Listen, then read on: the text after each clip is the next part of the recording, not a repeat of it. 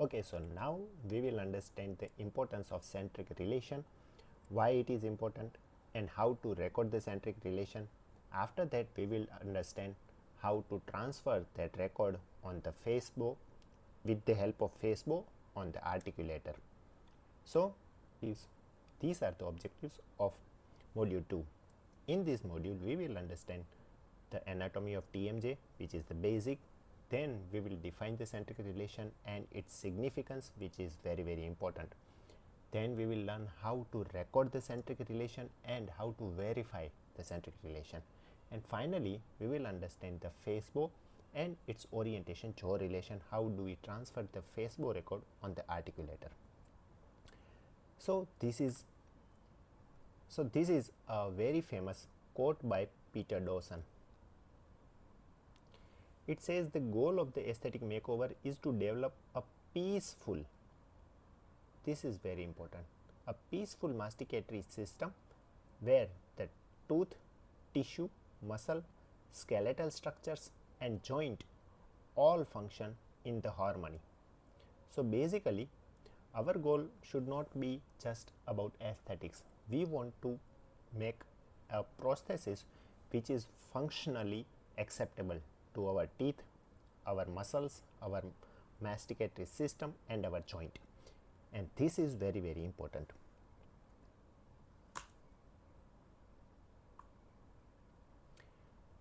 So this is TMJ anatomy. अब यहाँ पे हम TMJ anatomy में mainly यहाँ पे focus करेंगे, this and this part. This is our lateral pterygoid, and this is the superior head of lateral pterygoid, inferior of lateral pterygoid. This is our capsule. This is our capsule and this is the disc. This is our disc and this entire part is the capsule.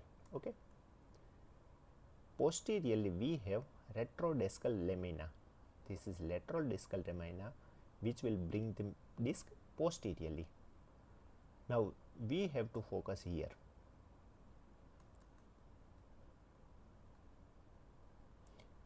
This superior head of lateral pterygoid is connected to the disc which brings the disc forward anteriorly, and the inferior head is connected to the condyle, so it will bring the condyle anteriorly, right?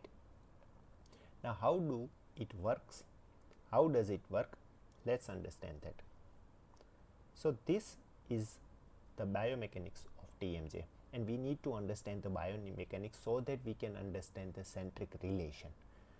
So biomechanics, at rest, this is our superior head of lateral pterygoid, inferior head of lateral pterygoid, and this is retrodiscal lamina, and this is our disc. So at rest, the superior head of lateral pterygoid is in the contraction, so it is contracted, which brings the disc in this superior and anterior position. This is the most superior and anterior position. The superior head of lateral pterygoid is responsible for this position of the disc. So if you see clearly, the superior head is contracted and inferior head of lateral pterygoid is actually relaxed. So at rest, superior head relaxed, superior head contracted and inferior head is relaxed. Now what happens when we start opening our mandible? As soon as you start opening the mandible, now superior head gets relaxed. Opposite to this, it was contracted, but as soon as you open the mandible, the superior head gets relaxed and inferior head is now contracting. Why? Because now we want to bring the mandible forward, so our condyle should be brought anteriorly, and that's why our inferior head of lateral pterygoid is getting contracted, and along with that our disc is also going to move forward. At maximum opening, as we know that at the maximum opening, our mandible will be protruded maximum, right. जब हम maximum mouth open करते हैं तो हमारा mandible पूरा clearly बाहर anteriorly खुल जाता है। It will not be in the fossa. तो यहाँ पे हम क्लियरली देख सकते हैं तो फोसा में हमारा कॉन्डाइल नहीं है, बिकॉज हमारा मैक्सिमम माउथ ओपनिंग हो गया है। So condyle is here. Our inferior head of lateral pterygoid is contracted and superior head is relaxed here. And retrodiscal lamina is maximally stretched. It is stretched to the maximum limit. So यहाँ पे अब हमारा जो movement है वो stop हो जाएगा, इससे आगे हमारा मैंडिबल नहीं बढ़ सकता। सो this is the maximum opening. इसके बाद क्या होता है, हम बंद करते हैं। Now we gonna as soon as you start closing your mandible, now हमारा जो lower that is inferior head of lateral pterygoid वो relaxed हो जाता है, and our retrodiscal lamina will bring the disc backward। यहाँ पे हमारी डिस्क बैकवर्ड जा रही है, एंड क्योंकि वो बहुत सडनली बैकवर्ड ना चली जाए उसके लिए हमारा superior head of lateral pterygoid is contracted. So it is actually balancing the retrodiscal lamina and smoothly our disc will glide back to its normal position. So यहाँ पे हमारी डिस्क वापस अपनी जगह पे जा रही है। So in the closing position our inferior head of lateral pterygoid is relaxed. हमें ये क्यों जानना ज़रूरी है, why we need to understand superior and inferior head of lateral pterygoid? We will see that they are very important. And finally, this is the case in यहाँ पे ये हमारा superior head of lateral pterygoid is contracted and inferior head of lateral pterygoid is again relaxed, और हमारा retrodiscal lamina is also contracted। so हमारी again disc अपनी original position पे आ गई है। This is the most superior and anterior position of the disc। so यहाँ पे हम समझ सकते हैं कि जब हमारा ओरल कैविटी क्लोज्ड होगा, जब हमारा मैंडिबल क्लोज्ड होगा, our target should be this, our inferior head of lateral pterygoid should be relaxed। that means जब हम पूरा मैक्सिमम इंटरकस्पेशन करते हैं, जब हम दांत को क्लोज करते हैं, तब हमारा actually inferior head of lateral pterygoid relaxed होता है, and that is very important. So जब हम ओपन करते हैं, रिवाइज कर लेते हैं, ठीक है। तो जब हम ओपनिंग स्टार्ट करते हैं, जैसे ही हमें मैंडिबल को एंटीरियरली मूव करना होगा, our inferior head of lateral pterygoid will get contracted, और जो सुपीरियर हेड है वो रिलैक्स्ड है। Also all the muscle which are responsible for closing of the mandible, closing of the mouth are relaxed, and जो depressor muscles है वो सब activated होगी। This is opening, right. Opening में ये होगा। क्लोजिंग में क्या हो रहा है, ऑपोजिट सिनेरियो हो रहा है। क्लोजिंग में यहाँ पे जब हम हमारा मैंडिबल क्लोज होगा, क्लोज हो रहा है जब, तब हमारा inferior head of lateral pterygoid is relaxed and superior head contracted. So finally हमारा ये मेन टारगेट है, यहाँ पे हमें अब फोकस करना है, ओके। यहाँ पे अब देखते हैं। So final target should be this, our goal is that our inferior head of lateral pterygoid is relaxed. The inferior belly of the lateral pterygoid muscle is almost always completely inactive during clenching in retrusive position. So our goal should be this, when mouth is completely closed। but ये इतना important क्यों है, हम बार बार इसको क्यों study कर रहे हैं? because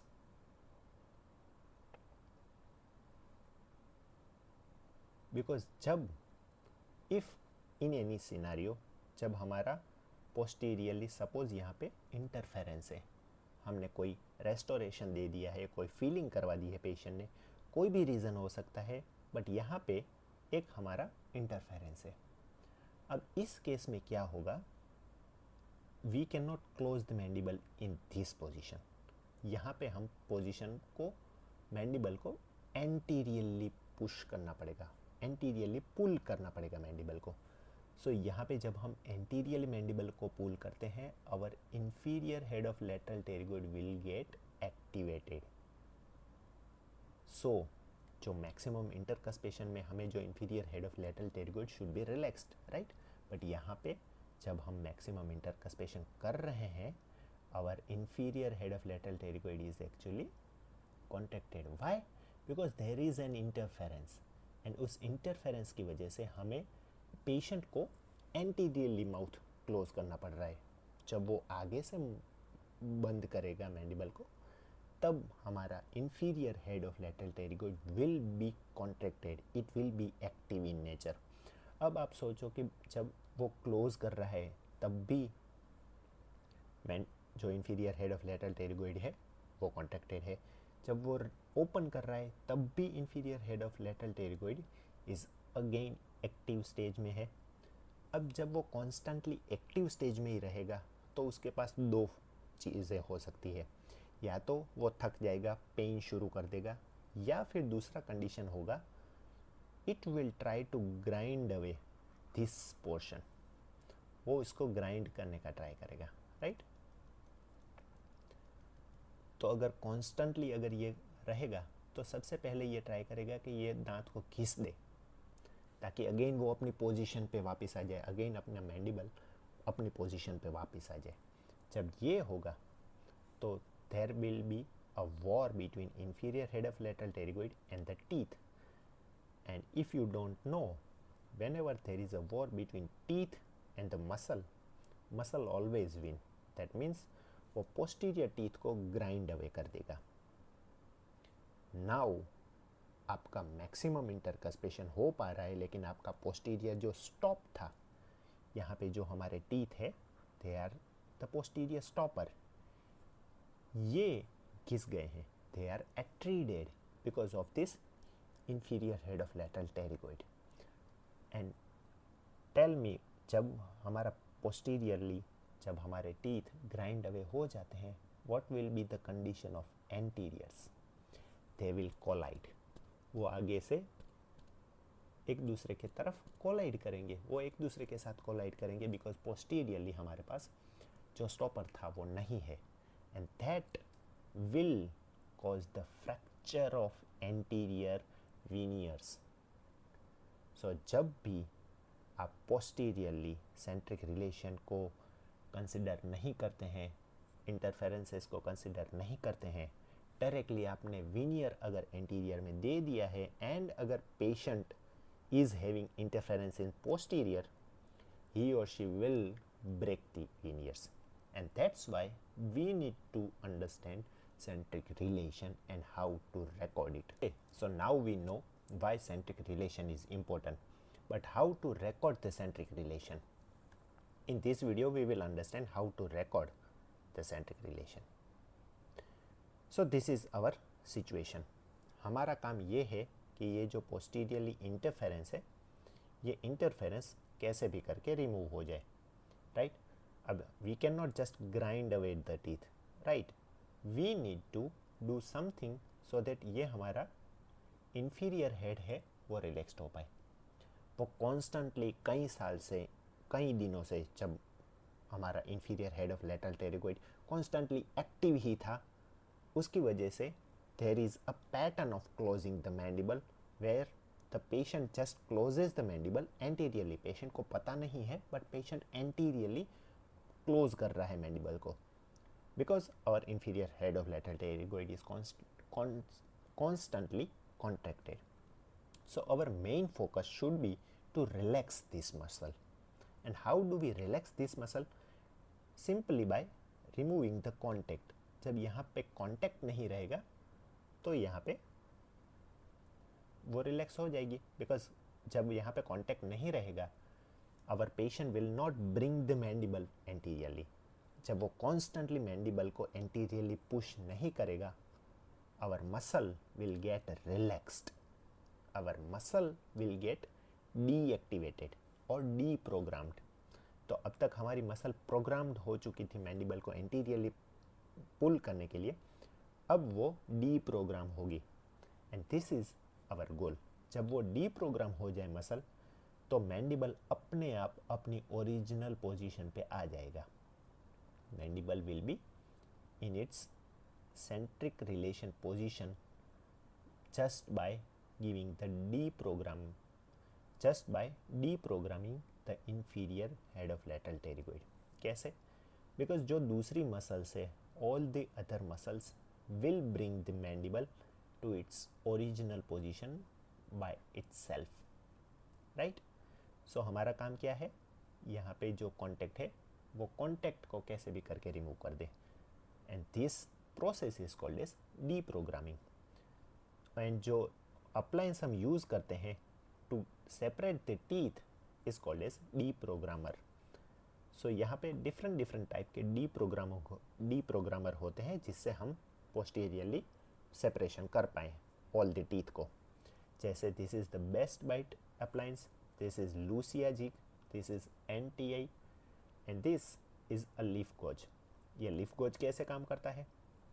सपोज हमें चाहिए कि पोस्टीरियरली 1 mm तक का सेपरेशन होना चाहिए, right? Our goal is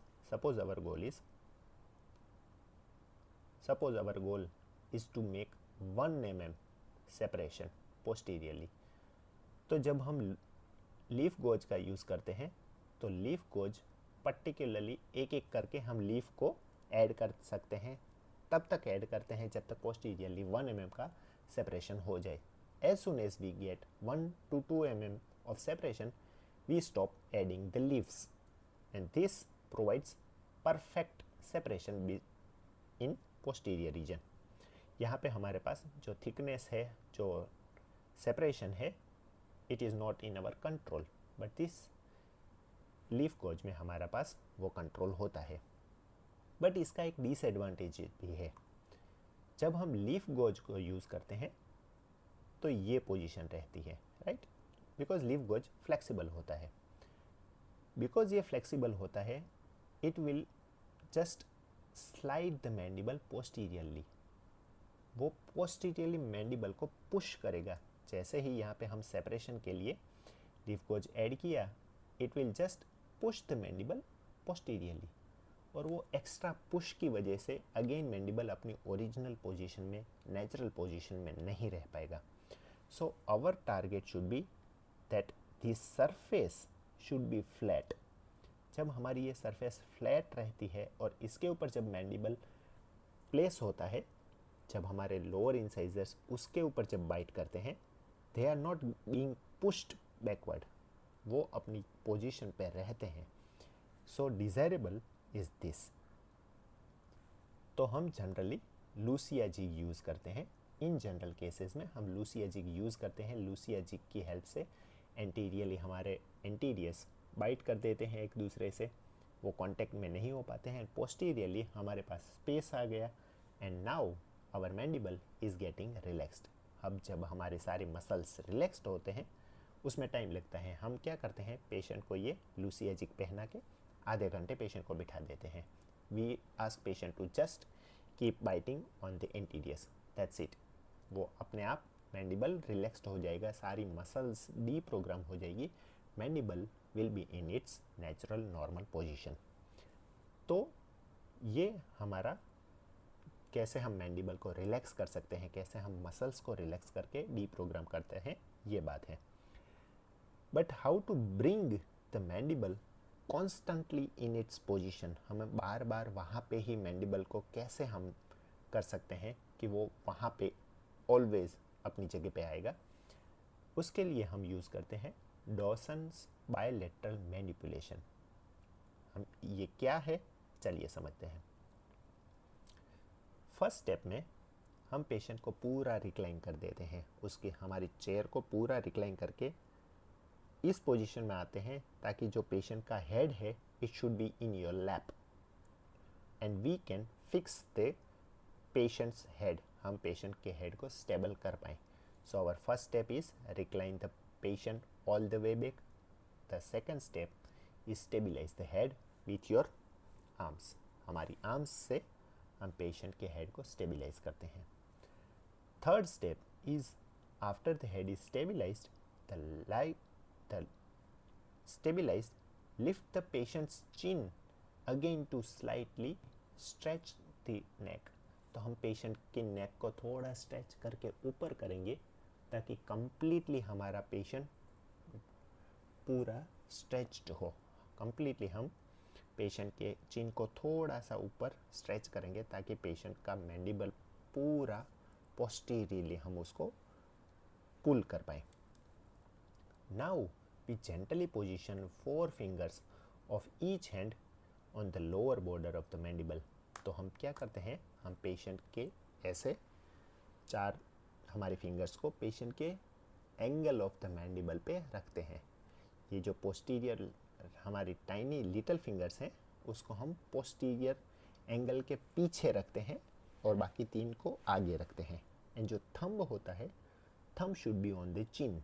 so this thumb will be on the chin and it will make a C shape, right? It should make a C shape with your fingers. So patient का यहाँ पे mandible है तो मैं ऐसे पकड़ूंगा mandible को। My thumbs will be on the chin, my fingers will be on the lower border of the mandible and the little fingers will be beyond the border, beyond the angle of the mandible. And I will just ask patient to get relaxed and I will do just tap tap tap of the mandible because हमने patient को already वहाँ पे D programmer anterior part में हमने D programmer दिया हुआ है। Patient completely close नहीं करेगा, patient will close up to certain limit जहाँ पे वो टच हो जाता है एंटीरियरली। जब हम बार बार ये चीज़ करते हैं, पेशेंट के मैंडिबल को जस्ट स्टेबलाइज करके पोस्टीरियरली मूव करने का ट्राई करते हैं। अब इस केस में हम हमारे जो थम्स होते हैं, हमारे थम्स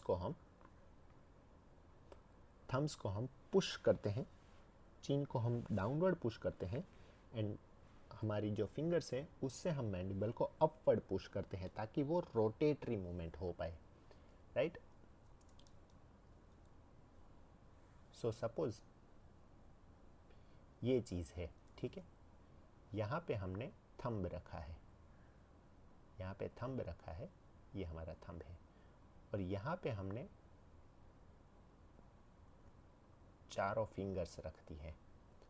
सो हमारे थंब से हम इसको डाउनवर्ड पुश कर रहे हैं और हमारी फिंगर से हम उसको अपवर्ड पुश कर रहे हैं ताकि हमारा मैंडिबल रोटेट होके अपनी जो सेंट्रिक रिलेशन की पोजीशन में है उसमें जा पाए, right. So this is our Dawson's bilateral manipulation. ये करने के बाद हमारा मैंडिबल रिलैक्स्ड अपनी पोजीशन पे आ जाएगा, ठीक है। हम पेशेंट को बार बार वहाँ पे tap tap tap tap tap tap करवाते हैं जब तक वो मैंडिबल अपनी पोजीशन पे कंप्लीटली ना आ जाए, राइट।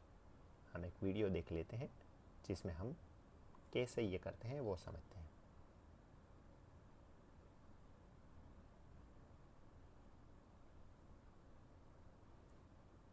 पेशेंट को ऐसे कंप्लीटली पोस्टीरियरली रख के हम tap tap tap tap gently patient को हम टैप टैप टैप करवाते हैं on the Lucia jig anteriorly, right. And first we try to locate the interference. हम ऐसे ट्राई करके जब हम लूसिया जिग नहीं देते हैं यहाँ पे तो हम इंटरफेरेंस सबसे पहले चेक करते हैं। अब यहाँ पे हम लूसिया जिग दे रहे हैं, we provide the Lucia jig, we ask patient to just slightly touch the Lucia jig ताकि हमें पता चले कि कहाँ पे टच हो रहा है। अब ये पोजीशन पे हमें पता चल रहा है कि हमारे जो इंसाइजर्स है वो यहाँ पे टच हो रहे हैं, राइट। अब पेशेंट को हम थोड़ी देर रुकने को कहेंगे। बाद में this will work as our guide कि हमारे लोअर जो हमारे टीथ है वो वहाँ पे वापस बार बार आए। हमने उसको क्योर कर दिया है क्योरिंग लाइट से and now we have Lucia jig here. जब हम ये कर देते हैं सो हमने पेशेंट को मैंडिबल को सेंट्रिक रिलेशन में ला दिया। हमने बार बार ऐसे टैप टैप टैप टैप करके अपनी पोजीशन पे मैंडिबल आ गया है एंड वी हैव वेरीफाइड। हम बार बार उसको वहाँ पे प्लेस करके चेक करेंगे कि क्या हमारा लोअर इंसाइजर है वो अगेन उसी पोजीशन में हीट हो रहा है। We will use articulating paper.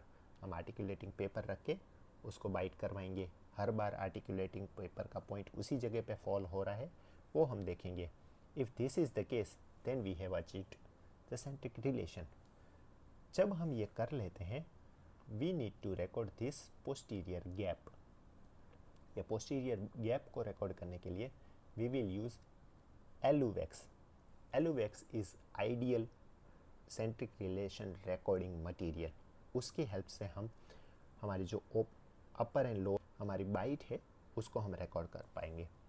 So this is the एलुवेक्स। You can use any type of bite registration material, it can be silicone also. So Aluwax को हम पहले मैंडिबल में अडेप्ट करेंगे and then we will bring the mandible again in the centric relation with the help of Dawson's bilateral manipulation technique। हम उसको वहाँ पे पीछे ले जाएंगे।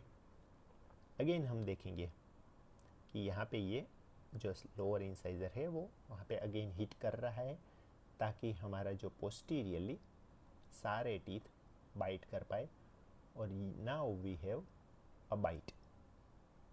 तो ये हमारा सेंट्रिक रिलेशन रिकॉर्ड आ गया है, राइट। अब जो सेंट्रिक होल्डिंग कस्प है उसके अलावा हम सारा जो मटेरियल है वो रिमूव कर देंगे।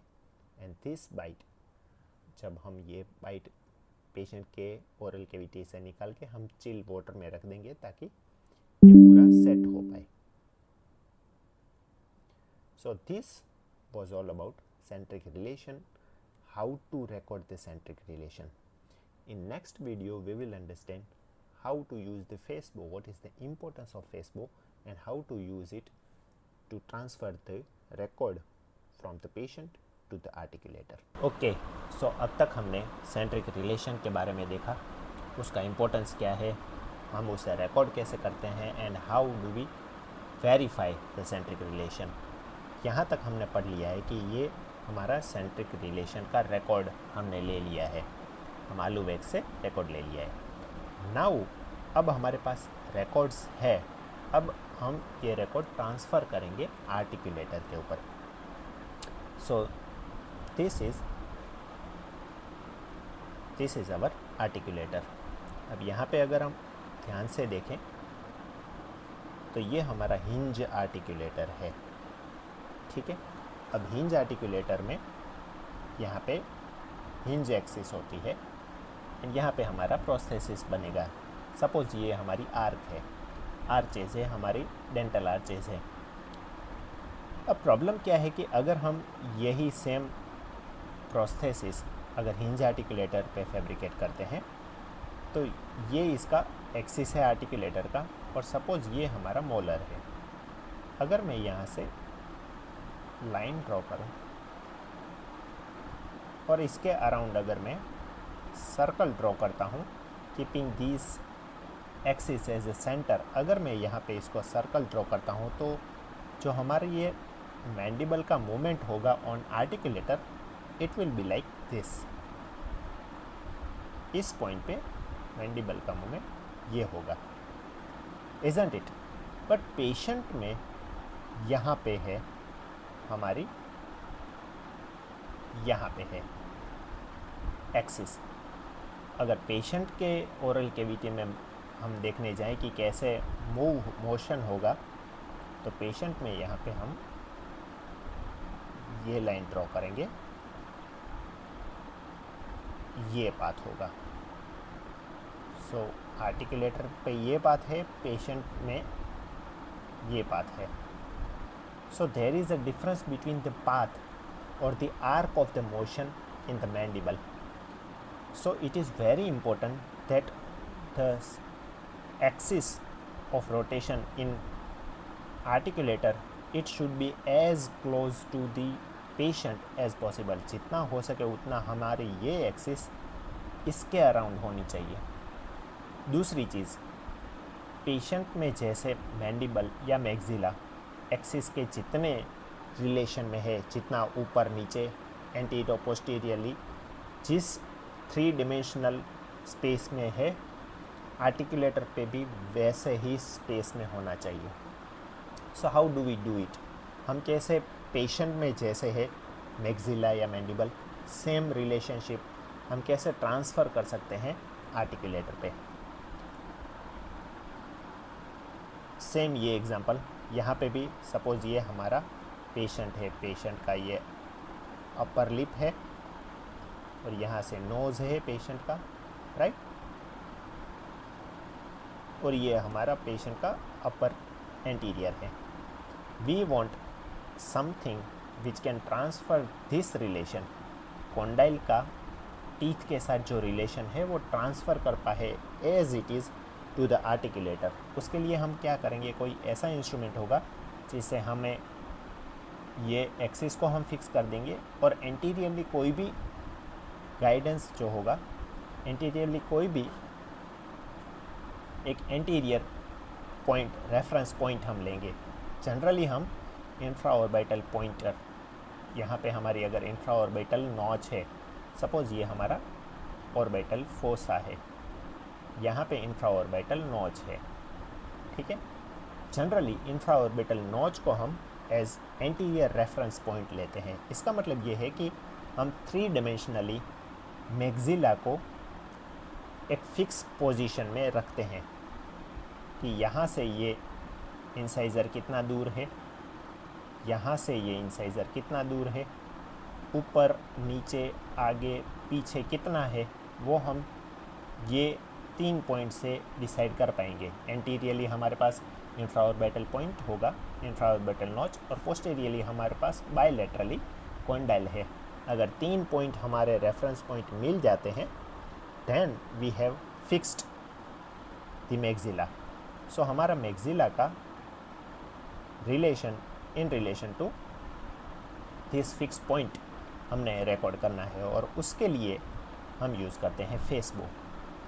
फेसबो में क्या रहता है, ये इंफ्रा ऑर्बिटल पॉइंटर से ये हमने मैक्सिला को यहाँ पे हमने रिकॉर्ड किया है, ठीक है। यहाँ पे हमारा मैक्सिला है, यहाँ पे इंफ्रा ऑर्बिटल पॉइंटर, और यहाँ पे हमारा कॉन्डाइल। सो ये 3 पॉइंट को हमने 3 डायमेंशनली एक प्लेन में, इस प्लेन के साथ मैक्सिला का रिलेशन हमने फिक्स कर दिया। And this is the purpose of facebow. So facebow is an instrument used to record the spatial, that is in space, relationship of maxilla or maxillary arc to some anatomical reference point or points. Which are those anatomical reference points?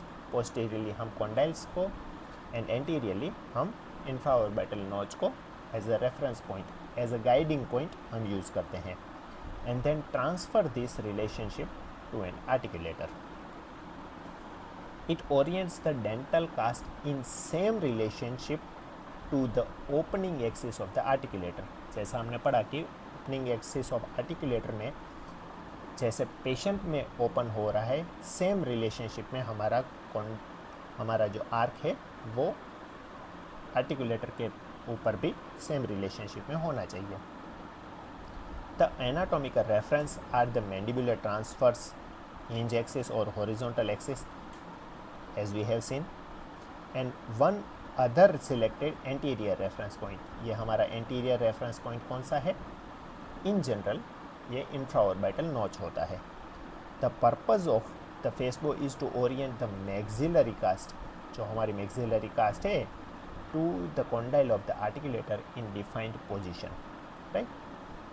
ये simple purpose है फेसबो का। मतलब patient में जैसा maxilla है condyles के relation में, same हमारा आर्टिकुलेटर पे होना चाहिए। अब ये कैसे होता है, उसके लिए ये एक वीडियो है।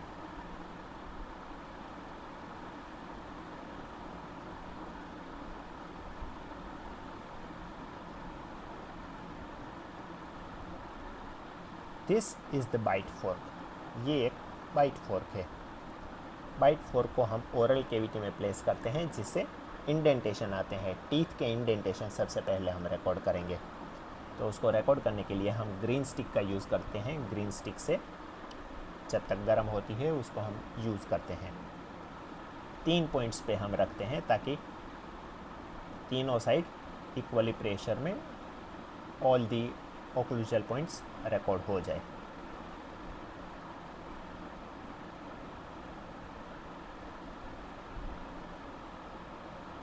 हम कंटिन्यूसली भी यहाँ पे कंटिन्यूस ग्रीन स्टिक भी रख सकते हैं और 3 पॉइंट में भी रख सकते हैं। अब इसको गर्म पानी में हम हॉट वाटर में इसको थोड़ा टेम्परिंग करेंगे, थोड़ा गर्म करेंगे और फिर डायरेक्टली पेशेंट के ओरल कैविटी में हम एक बार प्लेस करके देखेंगे to register the occlusal details of teeth. और ध्यान रखेंगे कि यहाँ पे ये मिड लाइन में हो, ये जो पॉइंट है वो मिड लाइन में मैच होना चाहिए। यहाँ पे हमारे इंडेंटेशन आ गए हैं, एक बार चेक कर लेंगे हम, एक बार चेक करके देख लेंगे मैक्सिलरी आर्क पे। This is transfer assembly. Transfer assembly को हम बाइट फोर्क से कनेक्ट करेंगे।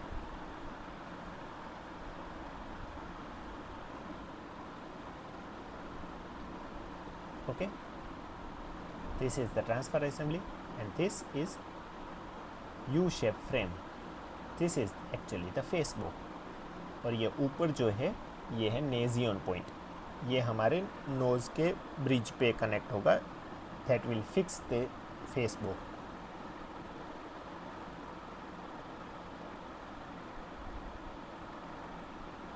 सो ट्रांसफ़र सेट को हमने फेस बो से फिक्स कर दिया।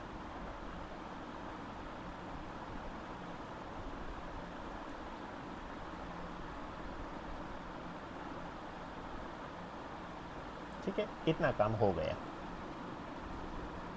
अभी नेक्स्ट ये रिलेशन हम पेशेंट में रिकॉर्ड करेंगे, जो हमारा मेन पर्पस है। तो उसके लिए हम सबसे पहले ये जो बाइट फोर्क है उसको इंसर्ट करेंगे एंड जो हमारी इम्प्रेशन जो हमने इंडेंटेशन लिए थे उस हिसाब से अगेन हम वहाँ पे प्लेस करेंगे।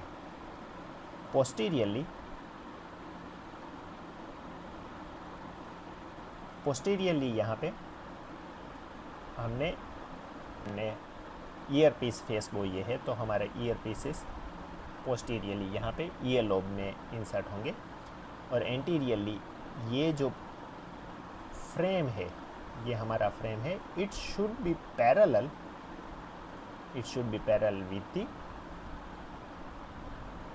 इंटरप्यूपिलरी लाइन। सामने से ये फ्रेम पैरेलल होना चाहिए इंटरप्यूपिलरी लाइन से, और साइड से ये frame it should be parallel with Frankfort horizontal plane. Side से ये फ्रैंकफर्ट हॉरिजॉन्टल प्लेन से पैरेलल होना चाहिए और सामने से ये इंटरप्यूपिलरी लाइन से पैरेलल होना चाहिए। ओके, ठीक है। ये हमारा इंफ्राऑर्बिटल नॉच है, वहाँ पे इंफ्राऑर्बिटल पॉइंटर को हमने रख दिया है। सो 3 डायमेंशनली हमने मैक्सिलरी आर्च को रिकॉर्ड कर दिया है। नेजियन पॉइंटर से हम पूरे फेसबुक को फिक्स कर देंगे और सारे जो स्क्रूज है थंब नट से उसको टाइट कर देंगे। ये हमारी असेंबली को भी हमने टाइट कर दिया है। सो अब सारा स्ट्रक्चर फिक्स्ड हो गया है। साइड से ये इट शुड बी पैरेलल और सामने से भी पैरेलल होना चाहिए इंटरप्यूपिलरी लाइन। जब फिक्स्ड हो जाए वेरीफाई करके हम रिमूव कर देंगे। ईयर पीसेस को लूज़ कर देंगे, ओपन करके रिमूव कर दिया। Now we have recorded the relationship of maxilla to the condyle in patient. अब ये रिलेशनशिप को हम आर्टिकुलेटर में कैसे ट्रांसफ़र करते हैं वो देखते हैं।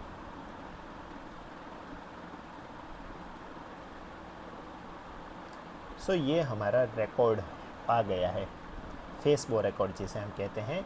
It is also called as orientation jaw relation, that is orientation of the maxilla in relation to the condyle. ये हम ओरिएंटेशन हमारा रिकॉर्ड आ गया है। This is bio art articulator. Incisal pin को हम रिमूव करेंगे और इंसाइजल गाइड टेबल को पहले हम रिमूव कर देंगे and we will insert this transfer set which is used to mount the maxillary cast. Maxillary cast को माउंट करने के लिए हम इसका यूज़ करते हैं।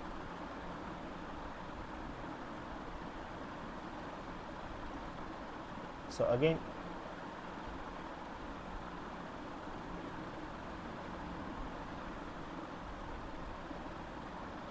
अब ट्रांसफ़र असेंबली को हम लूज़ करके रिमूव कर देंगे फोर्क से, एंड यू शेप फ्रेम से हम रिमूव कर देंगे। We will attach the maxillary cast with bite fork. जो इंडेंटेशन हमने बनाए थे वहाँ पे मैक्सिलरी कास्ट को हम बाइट फोर्क से कनेक्ट कर देंगे, and then here we insert this transfer assembly into the transfer set. So हमारा यहाँ पे मैक्सिला एज इट इज़ जैसे पेशेंट में है, एज इट इज़ यहाँ पे अब कॉन्डाइल से उतना ही दूर है जितना पेशेंट में है, right. And this is the use of the face bow and articulator. This is semi adjustable articulator, ताकि जो सारी मूवमेंट्स है पेशेंट में जो मूवमेंट्स हो रही है सेम मूवमेंट्स हम आर्टिकुलेटर में भी कर पाएँ। We will check for the support. हम यहाँ पे सपोर्ट हमने दे दिया है। We will dampen the cast. हम थोड़ा वहाँ पे पानी रखेंगे क्योंकि इजीली फ्लो हो पाए हमारा इम्प्रेशन प्लास्टर और dental plaster. Basically we are mounting our maxillary cast to the articulator.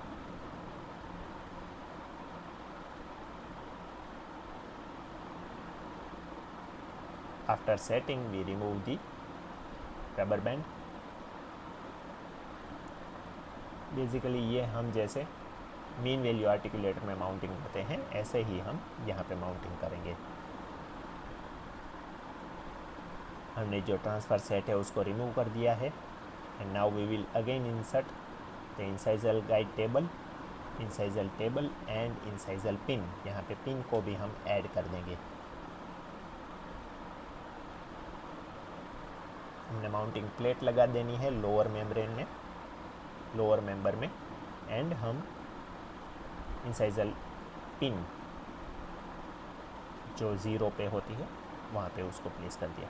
Now here comes an important part. इस वीडियो में because they are just recording the maximum intercuspation, they directly put the mandibular cast on the maxillary cast. वो directly ऐसे place कर दिया है maximum intercuspation, but we have recorded the centric relation records. हमने centric relation को record किया हुआ है, so we will use that record on this articulator. So हमारे केस में यहाँ पे ल्यूसिया जी आएगा, एंड जो इंटर मैक्सिलरी जो हमारे इंटर मैक्सिलो मैंडिबुलर जो रिलेशनशिप था, इंटर मैक्सिलरी रिकॉर्ड थे हमारे, इंटर आर्च रिकॉर्ड थे हमारे, वो हम यहाँ पे रखेंगे, राइट। सो इसलिए हमने सेंट्रिक रिलेशन को रिकॉर्ड किया था ताकि we can transfer the jaw relation of the articulator. So यहाँ पे हमारा लूसिया जी आएगा, एंड यहाँ पे और मैक्सिलो मैंडिबुलर जो रिलेशनशिप थी वो यहाँ पे हमने रख दी है, and over that we will place our mandibular arch और mandibular cast, right. So this is minor change we need to understand। ये हो गया। अब यहाँ पे उसको भी सिमिलरली थोड़ा डैम्प करके हमारी इम्प्रेशन या डेंटल प्लास्टर से उसको भी हम माउंट कर देंगे।